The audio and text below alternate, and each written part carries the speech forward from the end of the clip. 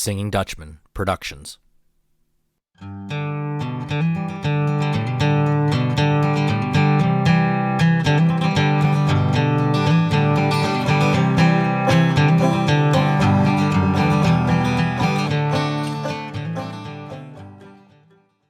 Hello and welcome to Doug's Front Porch, a podcast where I get to sit down with friends, old and new, and have honest conversations. Today I welcome Lew Bryson to the front porch. A friend? Well, I don't know if I can say that yet, but definitely a new acquaintance that I cannot wait to have this conversation with. Lew, thanks for coming on to the front porch. Pleasure, Doug. Good to be here. Yeah, Lew, you win a prize actually because in this is like my 87th or 86th episode, and you are the first person to be a guest on this show that I have not physically met in real life. Ah, even through all the pandemic, really? Right, exactly. Wow.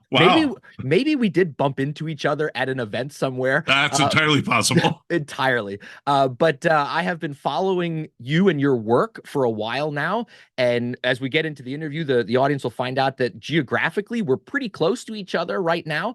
And I reached out to Lew and I said, hey, would you be willing to come on the show? And you said, yeah. And I was like, great. So I like to start every episode by kind of giving the audience an opportunity to get to know who my guest is. So I always ask this question. Lew, tell us a little bit about little Lew. Where were you born? What kind of things were you into as a kid? Maybe what influences were working on you as a young Lew that eventually, and as the conversation goes, we'll learn how maybe some of those things made you the person that you are today. Sure. I grew up in Lancaster County. We originally lived in a tiny little place called Iva outside of Strasburg. It's essentially two houses and a general store by the side of the road. And my grandfather owned the general store. And I mean, spent a lot of time there, even after we moved from there when I was only 2. I don't really remember the store. But he and my father ran it, and we moved away when my father got a job teaching earth science in high school in southern Lancaster County. So we moved to Paradise, and I was there for the next, 20 years. Went to Franklin and Marshall. Well, wait, that's getting ahead of myself. I'm still little. No, I mean when I was a young kid, I spent a lot of time playing in the meadow across the street in Iva. My grandfather had a pond, fished in the pond, swam in the pond, used to dam the stream that ran through the meadow. And this is all very Norman Rockwell-esque almost. Yeah, but at the same time, I was reading just voraciously. I read a lot as a youngster. My father, well, as I said, my father was a teacher. My mother never went to college, but read a lot. There was always money for books and magazines in the house. So I read a lot about history. I read an awful lot about airplanes and flying. I was fascinated by that. Still am. Belong to several Facebook groups about aircraft history and the like. So that's been an interest. Naval history was always an interest, even when I was young.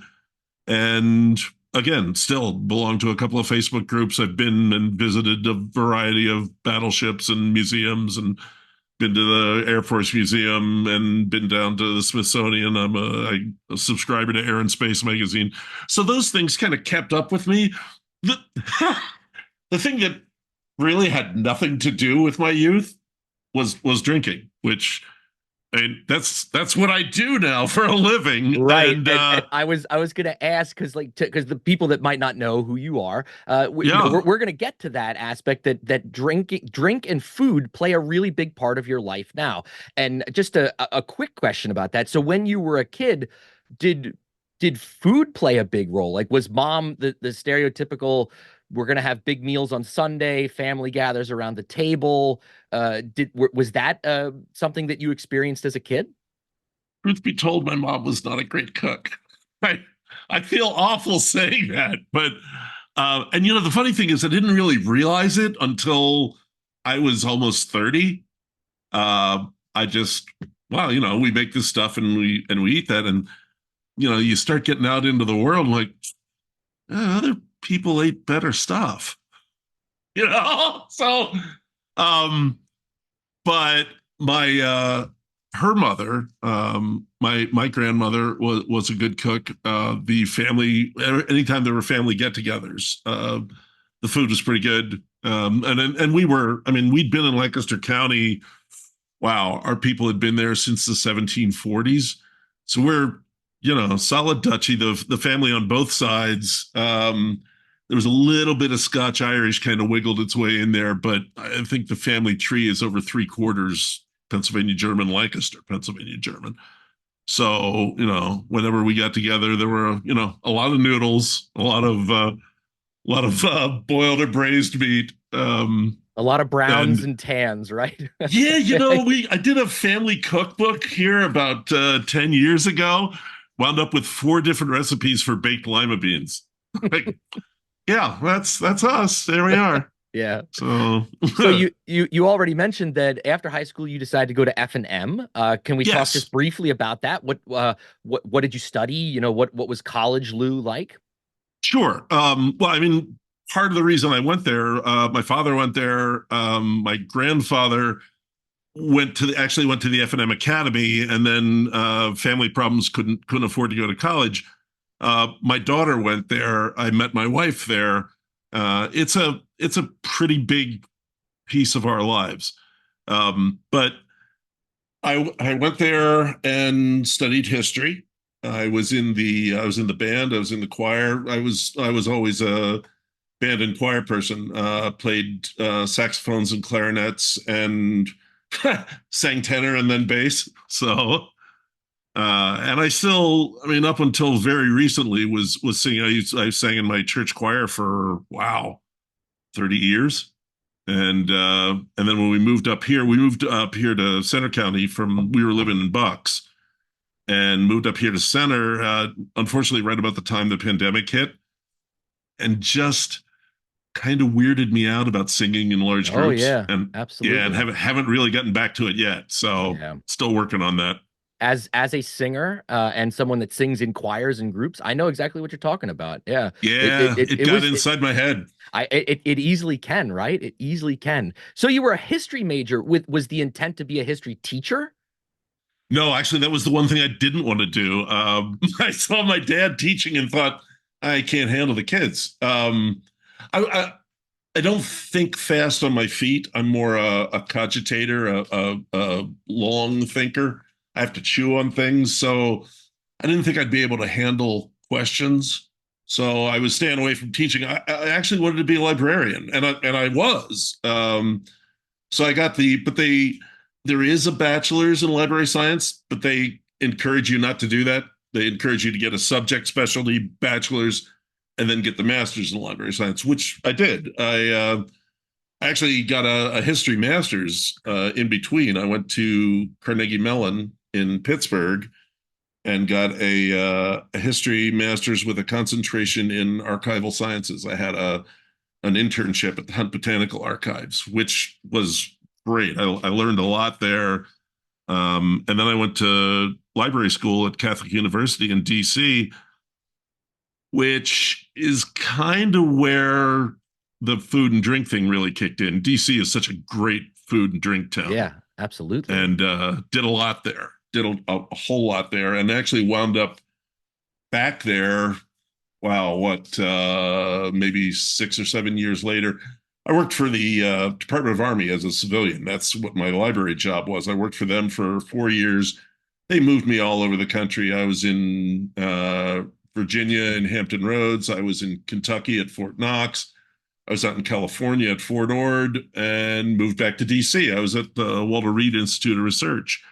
And I was going to say that's where I met my wife, but I didn't. I met my wife at Franklin and Marshall, and we kind of rediscovered each other when I moved back to the East Coast. I had a party at my grandfather's pond, and everybody got together, and she stepped out of her car, and I was a dead man. I was like, yeah, that's it, and that's pretty much what happened, and Yeah, so 35 years later, here we are in Center County. So we've teased this. I think we need to get into it now. This food and drink. Let me tell the audience that Lew, Sure. among his many talents, is an award-winning author. Currently with books dealing with mainly alcohol. He has written the book Pennsylvania Breweries. He's written Tasting Whiskey and Whiskey Masterclass. So I have to ask, how do you go from that guy with a library background, archive background, to writing books about beer and whiskey? Well, I got interested in it, and being kind of, I guess, having a research bent, which is how I wound up in history and library and archives. When I wanted to find out more, I kind of dove in, which led me to eventually to home brewing. I started that when I was in Kentucky, and I kept that up until it's kind of funny until I got back to when I wound up in Philadelphia in '91. I think I was there 2 years and stopped homebrewing because I didn't need to, because there was so many beers popping up in the area. I'm just like, I would be better off just going out and finding the stuff rather than making it myself. Because to be honest, I didn't have the temperament for it. I don't know what the motto of the American homebrewers is, from Charlie Papazian, the kind of the godfather of American homebrewing. Relax, don't worry, have a homebrew. I couldn't relax. Brewing drove me crazy. I just got all weird about it, and I had to stop. So, but like I said, all that stuff was there, and I got kind of excited about it. And I was working for a small pharmaceutical company at the time, and some of us were getting excited about it. And it was my first experience kind of with email. So I started sending out these little newsletters to other people in the company that were interested, essentially sharing what I had learned, which was a big part of the beer scene back then. We all shared stuff that we knew. We shared places that we found. We shared beers that we knew about. And a friend came and dropped off his local beer distributor had a newsletter, first one, and he dropped it on the desk. He's like, you're better than this. I'm like, looked at him, I am better than that. So I essentially wrote one in the roughly the same format and took it over to the beer distributor and said, look, I like your newsletter, but I think I could help you out here. And I wound up doing a monthly newsletter for them for 7 years. And that's kind of where I got started. And some other people saw my writing and asked me to. I mean, that's how I got on with Whiskey Advocate, which was a beer magazine back then. That's how it started out, and kind of went from there. And the library jobs, wow, that small pharma I was working for went under in '94, and I got a part-time job, contract job, editing drug labels in Spanish and Portuguese, neither of which I speak. So you do the jobs you have to, and then by the time that contract ran out, I was um, I was selling enough stuff that my wife encouraged me to take a stab at it, and we kind of never looked back. So I've been published and have written books, and I know the process that it takes to do it and to do it well. And Mm-hmm. it's not for everybody. Writing has a certain skill set, it has a certain mindset. And I guess my question to you is, thinking about this in the stories you just told, it takes a certain kind of person to pick up a pen and put it to paper. Now, it sounds like you were writing about something that you thoroughly loved, and that of course makes things easier. Yeah. Did you find that transition to a whole new life was an easy one, to say, I am now putting away the past of Lew Bryson, and now it's Lew Bryson the writer? Wow. It was Or one. I think it or was do one you of those. think or do you think it was just, I don't know, like the stars aligned and you discovered this is something I'm good at. People enjoy reading my material, and that was enough to just keep you going. A lot of it was getting away from having a boss. I found I did a whole lot better when all I had was, you know, a goal. Here's what you need to produce. Here's your deadline. have at it. And, I mean, I don't cringe when I look back on my early writing, but I've definitely learned. Um, and I'm sure you'll get this. When I got my first manuscript back, I lost my mind because of all the editorial and my God, I had to set the manuscript down for 3 days and come back to it. Yeah. And my last manuscript, I was like, yeah, yeah, yeah, yeah. All right, not that one. It's just yeah. So things change. Things you get more into it. But to be completely honest, we had just had our second kid when I started writing, and everything was so new and different. I think it was just another new and different. So I didn't really have time to assimilate it. It just happened. Well, organic stuff usually turns out to be the best, in my opinion, and from Worked experience. really well. Yeah, Worked right, really well. right. Yeah. The funny thing is, I went back to working for someone for 2 years when the kids were in college, just because we needed a steadier income. And I went to work full time for Whiskey Advocate as the managing editor, and 5 days a week and set salary and all that. And my daughter was so disappointed. She's like, "You were a freelancer. You had the freedom, you had it all." I'm like, wow, I didn't really think of it as letting her down, but I'll tell you what, I couldn't wait to get out of there. I just like, I gotta have my freedom back. She's right. And wow, yeah. Well, these stories you've been talking about, and this new path that you went down and published these books, has opened what I, from my perspective, quite a lot of doors for you. And one thing Yes. I'd like to talk about is for those of us that live in the eastern Pennsylvania part of the United States, maybe they might recognize your voice from a guest spot that you get to do on the show What's Brewing. Oh yeah. Can we briefly talk about how that came about, and tell the audience just like, what's the elevator pitch, what's the show about, and what do you and the host Glenn McNow do on that show?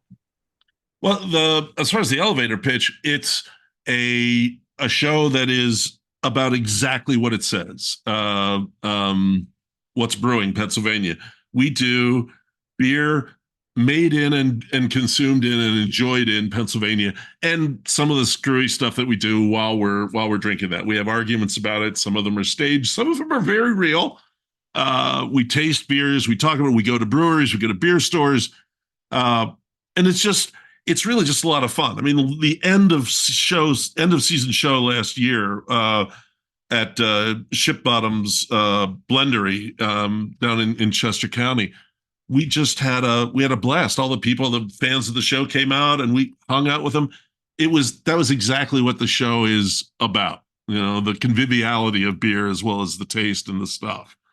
How I got onto it, the show originally started out, Glenn was working with another beer writer, Don Russell. Don wrote about beer for, wow, at least 20 years for the Philadelphia Daily News. Had a regular column. I mean, he was a reporter for the paper, but he did that as Joe Sixpack. And he and Glenn started the show, and then Don and his wife retired and they moved to France.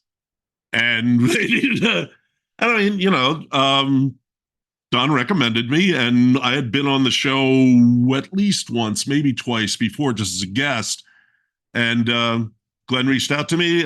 It's a long drive down there. Oh, It's absolutely. 2.5, 3 hour drive. But we had a good time, and it clicked after about the third show.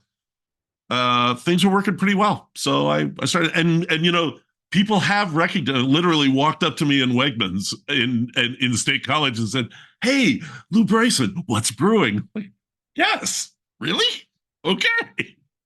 Well, let me say, as a viewer of the show and as a fan of the show, the Oh, thank chemistry you. the chemistry that you and Glenn have is great. It really, really, it comes through when you talked about the very last episode from this past season. You are absolutely right. That the cameras didn't hide anything. The conviviality, the excitement that you guys have to talk about, something as what for some people is so mundane as beer.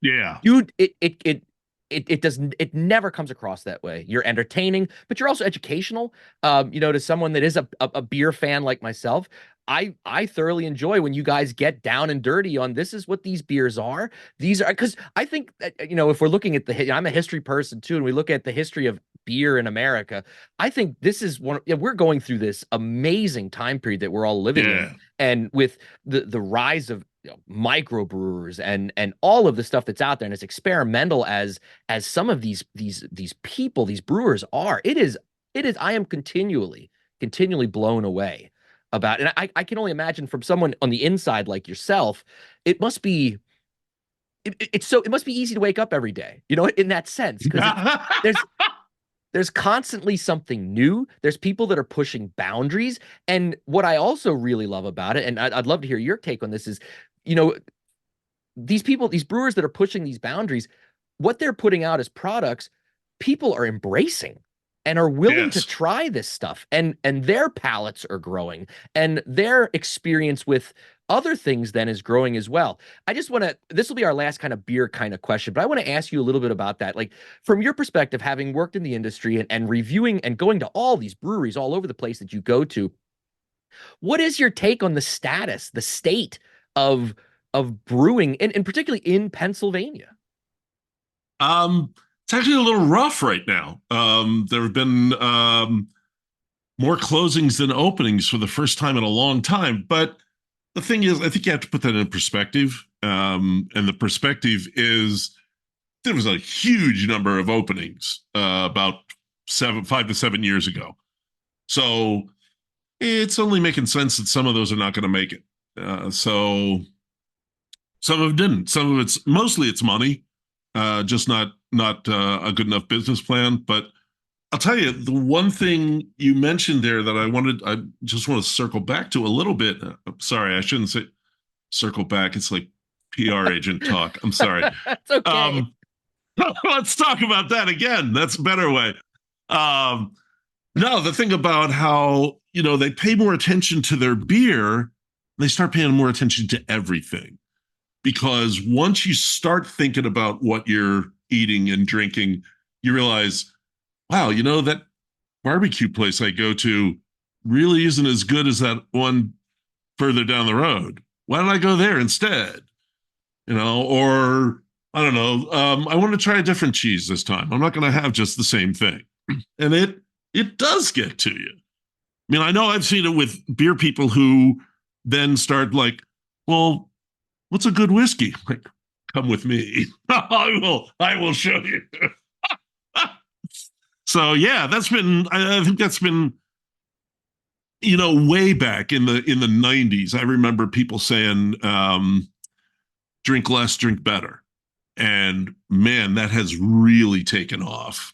People just want to drink better stuff. They don't want to get, they don't want to plow a 12-pack of light beer. They want to have 3 or 4 really good beers. Not necessarily all the same. And I usually don't drink all the same. Right now I'm drinking a Mexican style lager from Pizza Boy over on Western Shore. I am familiar with that beer, and that is a delicious beer. Oh yeah, and I also have because I've been doing a lot with Boilermakers recently. A shot and a beer and a bump. Call it whatever you want. I did put together a Boilermaker menu for Dad's Hat down in Bristol, Pennsylvania. And I'm actually drinking some Rosen Rye that was made by Stolen Wolf in Lancaster County in Lidditz.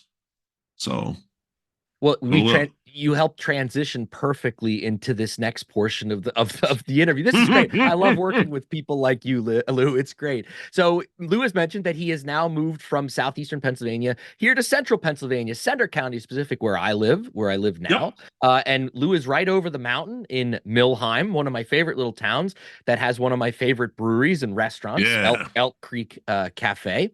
So you have also recently we have a winery too. Yes, absolutely. And we do. Pizzano's quite nice. Yes, it is, and a great coffee shop and a great butcher, and it's like it's all the things that you need, right? All we need is a candlestick maker, and we got them all, right?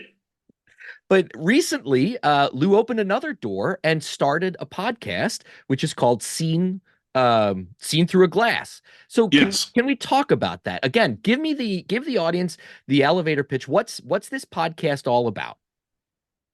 Well, it is about food and drink in central Pennsylvania. And central Pennsylvania, for me, is roughly defined as a quadrangle between Harrisburg, Hershey, Johnstown, Du Bois, and Williamsport. It's pretty much everything in that rectangle. It's kind of like a small Pennsylvania within Pennsylvania, if you will. Um, Naturally, I tend to do a little more in the middle of the state because it's far to drive. But I mean, I did a Hanover episode. I did a Williamsport episode. Did Phillipsburg and Clearfield. I just like to go out, and it's not a restaurant show. It's not necessarily a brewery show. But if it's an interesting restaurant that does something different, I'll go there. If it's I'll be honest. If it's a brewery, I'll go. It doesn't have to be fantastic. I want to go. Distilleries, been to some distilleries, but I like to go do an interview with one of the major producers, makers in that area, and then add in other stuff about the area. But it's not always, I mean, I did a farm show episode. I did a coffee episode. And I just like to, there's a lot of stuff going on in there. I'll tell you, I started making a spreadsheet of all the things that are, I've got material for years. There's Yeah. just so much going on here. And that's actually how it started. I was talking to Jason Eufema at Shy Bear in Hmm. outside of Lewistown. And we were just sitting there at the bar. It was actually before they opened. And I was sampling some stuff. And he says, "So how come nobody writes about us?" Uh, I'm like, "What do you mean?" And I said, "Well," he said, "not just us, but he said, Central Pennsylvania brewers. There's a lot of really good brewers here. Nobody writes about us." And, people had been saying to me that I should do a podcast for years. I'm like, this is it. This is it. And 3 months later, I put out my first episode. Yeah, and as a listener to the podcast, I really appreciate your format. Lou starts with what's he drinking? It introduces us to whatever he's Right. having to drink, which it's a great way to start the episode, whether you're talking about a whiskey that you're tasting or a beer or a wine. You set the stage. And then, as Lou said, then he goes and interviews some places. He goes to a brewery or to a restaurant. And those interviews are great too, because you're not just, oh, this restaurant's really good for pizza, but it's not those types. It's this restaurant's really good at pizza, and the chef is going to tell you why it's good, Right. why they're Right. successful. And I really enjoy the podcast a lot. And all of these interviews that you've done, I have a couple philosophical questions for you now about this experience these experiences that you've been having. One, why do you think we as people, as humans, have such a strong connection to food and drink? I think it's partly because oddly we think we all understand it, but at the same time, it's a mystery to us. We understand it because we consume it every day, and yet we're like, what is that stuff? And why is this different? And how do they make that? And I think it's just a natural curiosity. People ask me why whiskey took off when it did. I honestly think it's because it has an authentic story and it hit right at a time when people wanted to know more. And it's got a really good story and it's a true story. And I think that had a lot to do with it. Hmm. Okay. What have you learned from doing this podcast? Wow. I mean, other than the just because that's really why I do this stuff. It's an excuse it pays for me to travel around and have fun. I'm only kidding a little bit on that. What have I learned? I've learned that, wow, oddly, some people say they listen to the podcast just because they like hearing my voice, Well, because I'm avuncular, I guess. yes, and you have an honest, genuine laugh. And I'm sure you've been told that before, I've been but told that. I'm telling you what, you honestly do. So I had to say that. Yeah, I wanted to work that into the conversation at some point tonight. sure, sure. No, it was funny. I did the audio book for Whiskey Masterclass, my latest whiskey book. And anytime I laughed, the guy would like, okay, we got to do that over again. I'm like, really? Can't laugh. All right. All right. My listeners are going to be disappointed, but okay. All right. No, I think that and I'll tell you what, I have kept to a deadline tighter than I ever have writing because I've been kind of fast and loose with deadlines on writing, but so far I've hit the mark every time, and it's important. I mean, people want to hear it; they want to hear it then. So, All right, last question in regards to this kind of part of the conversation. One of the things that you really stress, or I think comes through in your podcast, is the value of eating and drinking locally. So yes, can you speak to that? Why do you feel that that is so important? I feel it's important because it keeps uh, well, it keeps the money in the area, so people are the people the people that are there, they are supported because even when it's say it's a local franchisor who owns the whatever Dunkin' Donuts, McDonald's, some of the money stays there, but it's like the Toyota plant in the South. Okay, sure, a lot of the money stays there. Most of the money's going back to Japan. It's exactly the same thing. I would rather see the money stay there because a lot of times with the franchises and the chains, they're not even buying food from around here. It's all getting shipped in from 500 miles away. So I would much rather see um, local cooks supported, local restaurateurs supported, local farmers supported, local brewers supported, local coffee roasters. It all it all hooks together. There's a place just opened in the town right next to Milheim, Aaronsburg. It's just the old mercantile, and Beth Cower, who runs the Milheim Hotel. She's opened it, and she is trying to get every locally produced food stuff she can in there, and it's awesome. It's great. But that's why you support your own self. You support your own community. I think, and this isn't something that you're bringing up that's new. I mean, this has been a message that's been, a lot of people have been pushing or saying this for the last couple of years. But it's funny for me growing up as a Pennsylvania Dutchman in Berks County and growing up in a agricultural background. I love that. I think we've come full circle. Mm-hmm. We're realizing again, A, the value of community, B, that eating the food that is produced locally is healthier for you. Yes. There's tons of studies that have shown that. And I think that the beauty of a place like let's take Elk Creek, for example, from my perspective, is that it is a part of the community, but it is also creating community. And Yes. a McDonald's or a Dunkin' Donuts can't do that. Does nothing. Yeah, exactly. And that's No, where all you're doing is it's like the difference between an original painting and a print. I mean, the prints are very nice, but you can buy them anywhere. yeah. Yeah.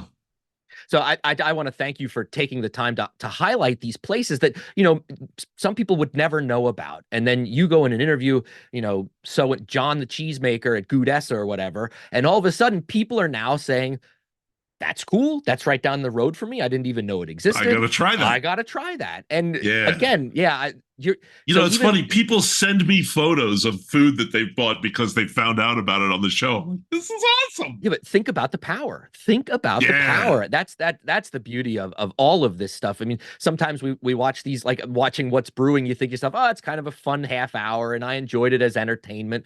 But it is truly building and helping build community more. There's much more than just two guys joking about beer. The same way with your podcast, it's more than just Lou driving to a steak sandwich shack in Phillipsburg and trying a cheesesteak and telling us about it. It's Right. there's a lot of power there. And I want to congratulate you and thank you for doing that work because not a lot of people are doing that type of work. And I think it's so important to do. So Well, you thank know you. what's interesting with the podcast? Um, it turns out that the the two largest groups of listeners are in Philadelphia and New York. People love hearing about honest rural stuff. They don't want to hear, you know, they don't want to hear some Green Acres made up stuff. They want to hear. I mean, and someone who's told me, I love hearing about Central Pennsylvania. I've never been there. I'm going this summer. Hmm. Like, awesome. That's great. Yeah. That's great. Yeah. So Well, keep up that great work. It's important work. I'm it is glad that important work. I I'm believe but that. it's fun work. I'm sure. It Oh comes yeah. through. So that's the best of both worlds, right? Mm-hmm. All right, Lou. Absolutely.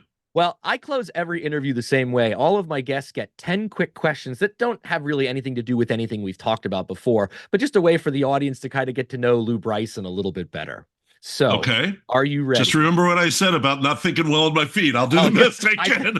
I think you're going to be fine, Lou. I think you're All going to be right. fine. All All right, right. question number 1. What is your morning drink of choice? Oh, coffee, coffee, How, coffee, coffee. how do you take your coffee? Cream. Okay. So, you grew up a Pennsylvania Dutch kid. How old were you when you had your first cup of coffee? 29. Oh my goodness, you break the Not mold. kidding. Okay. Not Okay. kidding. Yeah, no, it was my wife's family. I started drinking coffee out of self-defense. Out of self-defense. Well, I've never heard Yeah. that. That's a great answer. Yes. Yeah, and then it's just like beer. Her brother Chris got me like, oh, here's Kenya double A. Oh, here's the Ethiopian. Oh, this is really good. Yeah. Yeah. Yeah. And That's I was great. lost, And then you were lost. That's great. Okay. Question number 2. Who is a go-to musical artist or group for you? Wow, I have to say recently, Gabe Stillman out of Oh, Williamsport. yeah, he's great. Yeah. Wow, how about it? Yeah, Yeah. I've seen Yeah. him like 4 times now. But I mean, like national scene, David Bromberg. Oh, yeah. Well, there you go. Yeah, yeah, I've seen him a lot. Yeah, yeah. That's great. Both great answers, Lou. Great answers. Thank you, thank you. Question, I'm a lucky question. man. You are. Yes. Question number 3. What movie can you watch over and over again and it never gets old? Big Trouble in Little China, Oh, that is a great film. cult Is there classic. a film that you think what's the best food movie in your opinion? Oh, Big Night. Okay. Yeah. Yeah, yeah. Stanley Tucci. Yes. Yeah. That is a great Oh, film. great film. We made that the timpano. We made that last Christmas. Yeah. Okay. Yeah, it actually turned out well. It was really Good. good. Yeah, Good. no, it was my daughter's idea. She was obsessed with it. Yeah. That's awesome. That Yeah, is awesome. yeah. Okay, number 4. What's the last thing that you read? I am actually rereading, which I do a lot. I do a lot of rereading the Patrick O'Brien Master and Commander series, and I Oh, okay. just reread the Ionian Mission. An excellent book, as they all are. I highly recommend them. Okay. Sounds good. I'm not familiar with those, but that sounds good.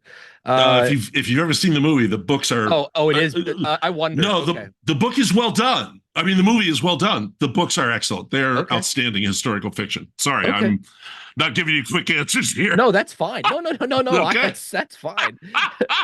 This one might be a tough one. I don't know. We'll see. Number 5. What's your favorite pizza topping? Well, I think I gotta go basic here and say mushrooms. You are I a love man. a good mushroom pizza. You are a man after my own heart. I am telling Oh, you what.